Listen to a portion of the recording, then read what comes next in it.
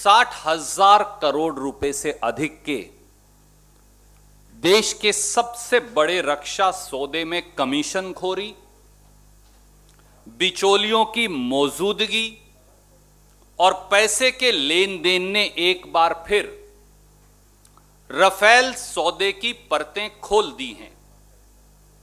कांग्रेस के पूर्व अध्यक्ष श्री राहुल गांधी जी की बात आखिर सच साबित हुई। न खाऊंगा न खाने दूंगा की दुहाई देने वाली मोदी सरकार में अब कमीशनखोरी और बिचौलियों की मौजूदगी सामने आ गई है। यह हम नहीं कह रहे, ये फ्रांस की एक न्यूज एजेंसी न्यूज पोर्टल ने फ्रांस की एंटी करप्शन एजेंसी के माध्यम से कल देर रात खुलासा किया है। अब साफ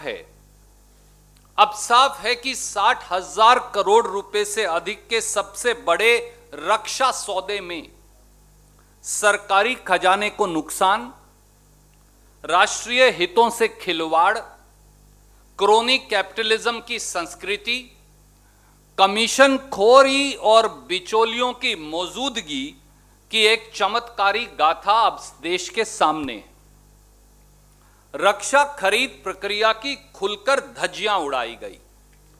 मैं पहले 5 तथ्य आपके समक्ष रखूंगा और फिर 5 सवाल हैं। 10 अप्रैल 2015 को प्रधानमंत्री श्री नरेंद्र मोदी जी द्वारा फ्रांस पेरिस के अंदर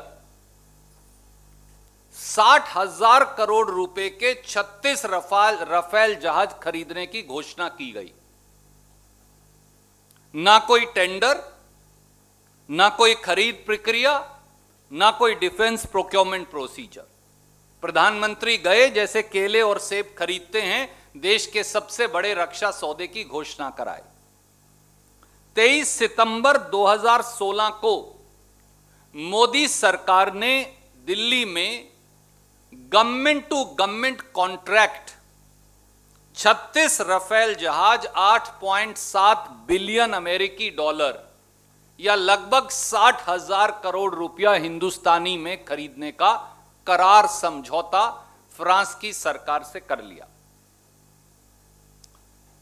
तीसरा पहलू यह है, हम जानते हैं कि रक्षा खरीद प्रक्रिया में अब यह अनिवार्य है हमारे देश में कि एक इंटेग्रिटी क्लॉज होगी हर रक्षा खरीद सौदे के अंदर, और उसमें बिचौलियों की मौजूदगी, रिश्वतखोरी और कमीशन देन का आदान प्रदान प्रतिबंधित है। और अगर कोई रक्षा कंपनी जो हिंदुस्तान की सरकार को रक्षा उपकरण बेच रही है, अगर यह साबित हो गया कि उसने बिचौलिए रखे, कमीशनखोरी की या फिर रिश्वत दी, तो पहला एफआईआर दर्ज होगी, वो सौदा खारिज कर दिया जाएगा, उस कंपनी को बैन कर दिया जाएगा और उस कंपनी के खिलाफ जांच होगी। मैं याद करवाऊं, ऑगस्टा वेस्टलैंड में जब ये इल्जामात आए थे तो श्री ए.के. एंटनी जो उस समय रक्षा मंत्री थे, उन्होंने यही सब किया था। कल जो खुलासा सामने आया है उसमें यह बात सामने आई है कि फ्रांस की एंटी करप्शन एजेंसी, जिसे एएफए कहते हैं, उसने जब डसॉल्ट कंपनी जो फाइटर एयरक्राफ्ट बनाती है राफेल, उसका ऑडिट किया तो उसमें पाया कि 23 सितंबर 2016 के चंद महीनों के या दिनों के अंदर राफेल ने 1.1 मिलियन यूरो एक मिडिलमैन को दिए थे। 1.1 मिलियन यूरो एक मिडिलमैन को दिए, और यह सारा एक्सपेंडिचर जो है इसे गिफ्ट्स टू क्लाइंट्स की संज्ञा दी। एक्सपेंडिचर के खाते में लिखा है कंपनी के, और इसे गिफ्ट टू क्लाइंट की संज्ञा दे डाली। 30 मार्च 2017 को राफेल कंपनी ने एक एक्सप्लेनेशन दी और कहा कि यह पैसा राफेल एयरक्राफ्ट के मॉडल बनाने के लिए दिया था। फ्रांस की भ्रष्टाचार निरोधक एजेंसी, एंटी करप्शन एजेंसी ने डसॉल्ट से 3 सवाल पूछे। भैया, आपने अपनी ही कंपनी के, आप तो खुद जहाज बनाते हो, उसका मॉडल बनाने के लिए कॉन्ट्रैक्ट, वो भी 20,000 यूरो पर मॉडल के, हिंदुस्तान की कंपनी को देने की क्या जरूरत थी, जब आप पूरा जहाज ही खुद बना सकते हो। दूसरा,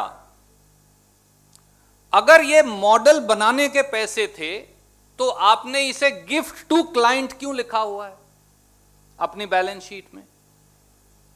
ये गिफ्ट कैसे हुई? और तीसरा, वो मॉडल हैं कहां? क्या वो कभी बनाए गए, कहीं दिखाए गए? ना वो दिखा पाए, ना बनाने का कोई सबूत दे पाए।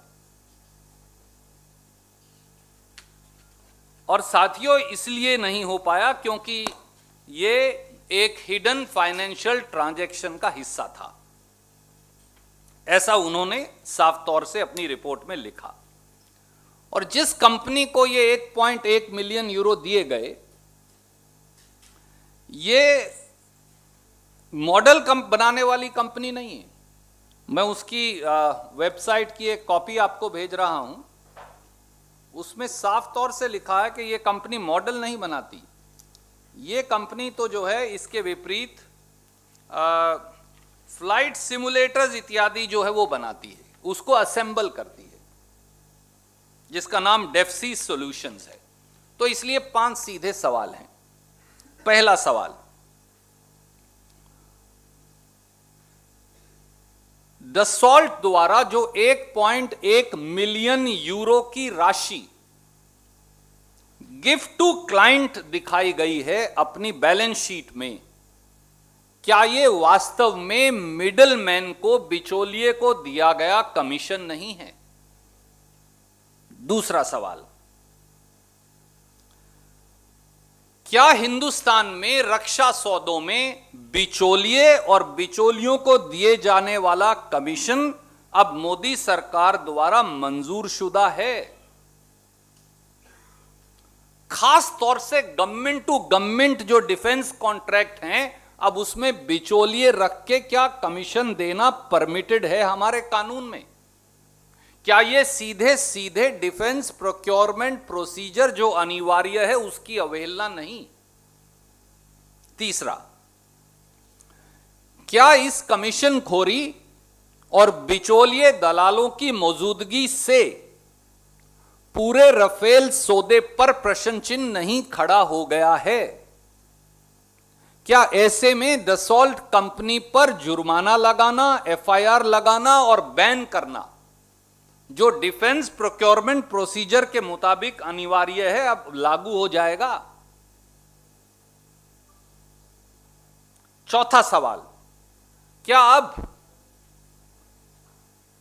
देश के सबसे बड़े रक्षा सौदे में कमीशन खोरी और बिचौलियों की मौजूदगी और रिश्वतखोरी के इल्जामात की पूरी निष्पक्ष जांच नहीं होनी चाहिए, ताकि दूध का दूध, पानी का पानी सामने आए कि किसने पैसा लिया, कितना पैसा लिया, कैसे लिया और वो पैसा कहां गया? और आखिरी सवाल, क्या प्रधानमंत्री अब देश को जवाब देंगे?